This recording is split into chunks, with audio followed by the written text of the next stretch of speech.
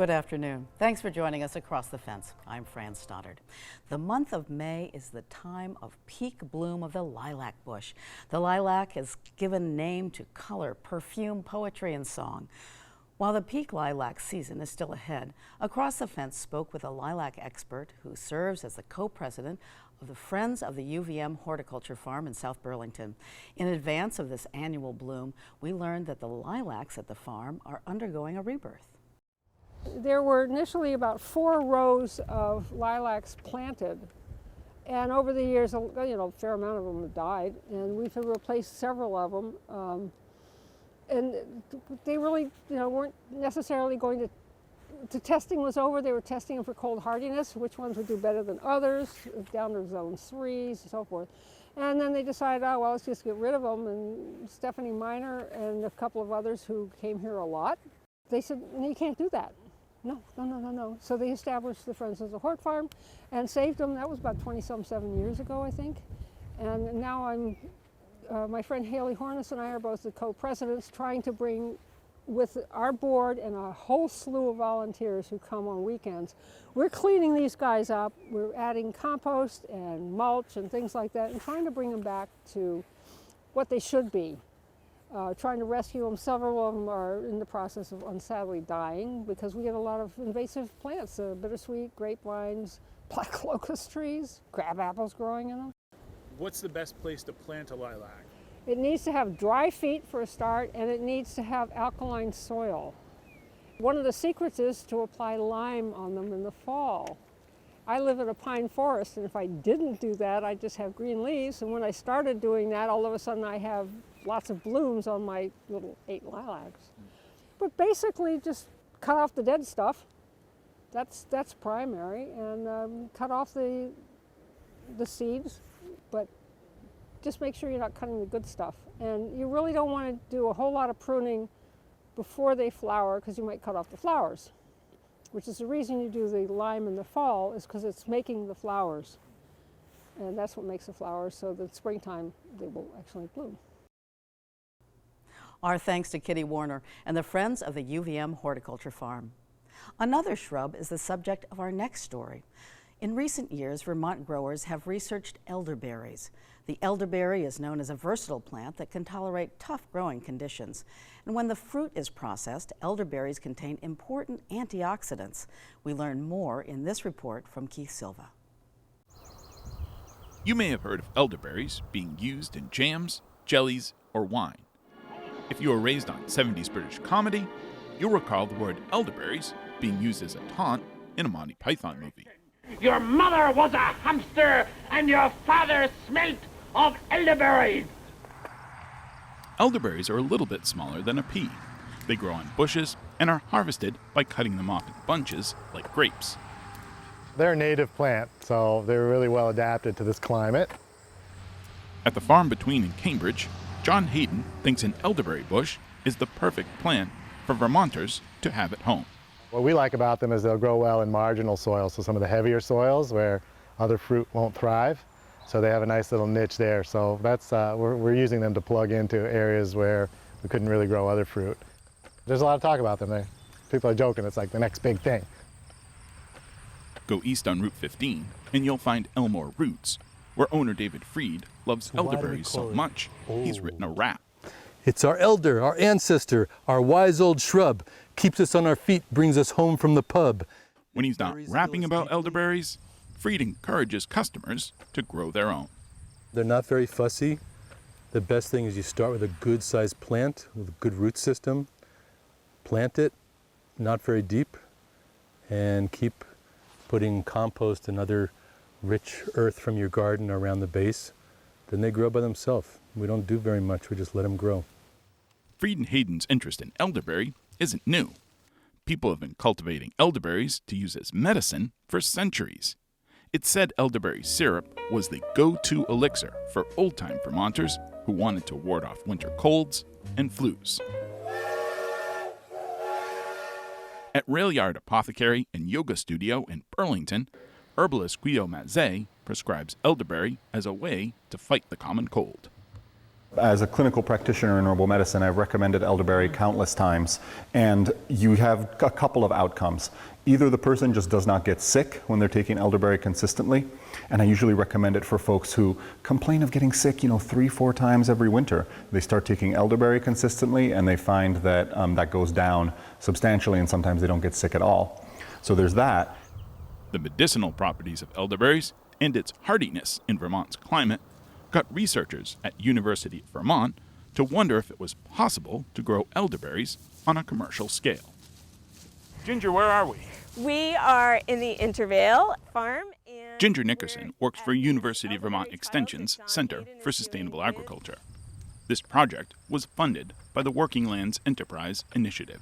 We created these 3 different scenarios, a 40-bush planting, a 1-acre planting, and a 5-acre planting, and looked at what the markets and prices would be for all of those different scales.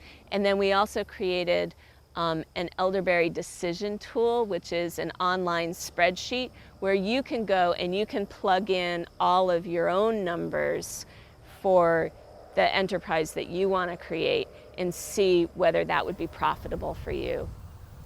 The market for elderberry products is still developing, and so commercial production is still a ways away.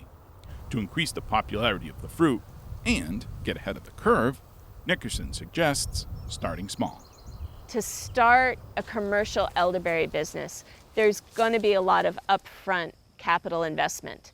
And because that's not going to be for everybody, but the plant is still really great, we're recommending that people who are interested in it, but who might not want to make those big capital investments, they should still grow it, just growing it at a smaller scale. What's not to love about a plant that's purple and green, royal colors, and that gets rid of the virus in the common cold? Todd Hardy owns Thornhill Farm in Greensboro. His farming experience includes making honey. He learned about elderberries from longtime Vermonters and his friends, Lewis and Nancy Hill. Lewis was a very kind man. He told me about the elderberries for 14 years, and I didn't hear him until I started seeing elderberry products come in from Europe made with white sugar. And I realized that we could do something made in Vermont with raw honey, and that changed our work with Honey Gardens apiaries. The Hills developed 2 varieties, or cultivars, of elderberries, which are unique to Vermont, Kumar and Berry Hill. For Hardy, growing elderberries is a tribute to his friends. Lewis and Nancy Hill are gentle giants of Vermont horticulture. Their books are in most every library. They wrote about daylilies, elderberries, black currants, flowering plants, and they were dedicated to Vermont, to Greensboro, and to horticulture. And Lewis knew how important the elderberries were, and he kept telling me about them. And it was a great way to diversify from being commercial beekeepers. And by mixing elderberries with the raw honey, the gift that Lewis gave us, we were able to stabilize our farm and make a really wonderful plant medicine. Elderberries are well suited for value-added products. At the farm between, John Hayden makes an elderberry, ginger, and honey syrup. The syrups retail for $15 for a 12-ounce bottle. It's a beautiful plant. So first of all, if you're just in it for the aesthetics, it's beautiful to look at when it's in flower. You get these beautiful white panicles of flowers that fill the bush. It smells great. It's very diverse in terms of you can use the flowers to make fritters or make syrups or cordials, flavor jellies, put in your hard cider. I mean, you can do all kinds of stuff with the flowers. It takes 3 to 5 years for an elderberry bush to bear fruit. 5 pounds of berries makes about 2.5 quarts of juice. As for care, Hayden's advice is keep it simple. They do well with what we call the stun method, which is sheer, total, utter neglect. So you can, if you have a black thumb, you should be able to put these in the ground and make sure they get watered in the first few weeks, and they're going to take off from there. It's a little weed management around the base so they're not competing with grasses and stuff when they're young. They're gonna thrive. They're native to this place, so they know how to grow here. Freed finds the elderberry to be stunning as well, and the perfect complement for a diverse landscape. The most important thing is you plant a couple of varieties, 2 or 3 cultivars, and you don't baby them too much. Sometimes we just take them out of the pot, set them on the ground, put a stake in them so you can tell that they're there, let them grow on top of the ground. The bigger the plant you plant, the faster you're going to have elderberries. You want to give them a little space between them because they get big. See how big this bush is? So this bush has been here for a long time, and it's growing underneath apple trees, and it's not a problem. It likes to have friends around. Multi-purpose, usefulness, a very useful plant. As an herbalist, Mazet has heard all the skepticism about folk remedies and natural medicines.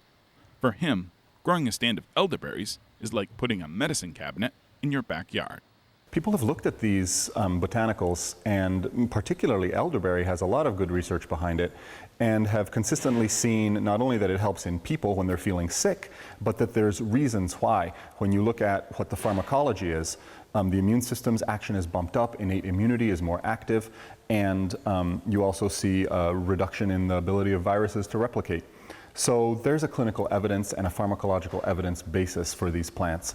And honestly, it doesn't mean that you can't take some aspirin when your fever hurts. Take both together, and what you'll find is that your modern technological medicine will help in the moment to reduce symptoms, but that herbal medicine will really help make you stronger, more well, and more vibrant in the long run. It's no joke.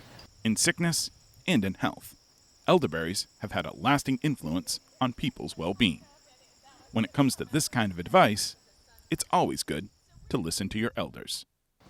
In Burlington, I'm Keith Silva with Across the Fence. You can find more information about growing elderberries by checking the UVM Extension website. That's our program for today. Once again, thank you for joining us Across the Fence. I'm Fran Stoddard. Stay well.